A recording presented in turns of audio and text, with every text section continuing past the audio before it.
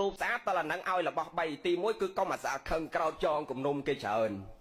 ទី1ឲ្យអភ័យគេគឺមិនខឹងក្រោតមិនចងគំនុំគេ1ឲ្យអភ័យគេ1ទី2ឲ្យអាហារជាទានទី3ឲ្យសម្ពុតជាទាន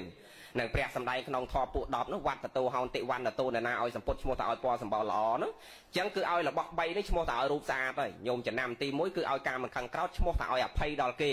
ខើអីដាក់ខ្លួនក៏ដោយក៏អត់ចងគំនុំគេអត់ខឹងគេដែរអានឹងដាំពូជស្អាតហើយទី2ឲ្យអាហារជាទានអ្នកណាចូលចិត្តឲ្យអាហារដល់គេដូចឃើញគេដាច់បាយដាច់ទឹកអីឲ្យបាយទឹកគេហូបទៅហ្នឹងក៏ឈ្មោះតែដាំពូជស្អាតដែរញោមពិចារណាមើលតែខ្លួនយើងបើមនុស្សម្នាក់អត់មានជាតិអាហារចូលខ្លួនចូលតែទឹកស្អាតទេគឺអត់ស្អាតទេតោះតែមានជាតិអាហារជាតិបាយជាតិអីនឹងចូលអញ្ចឹងអ្នកណាឲ្យអាហារជាទានក៏រូបស្អាតហើយទី3គឺឲ្យសម្ពុត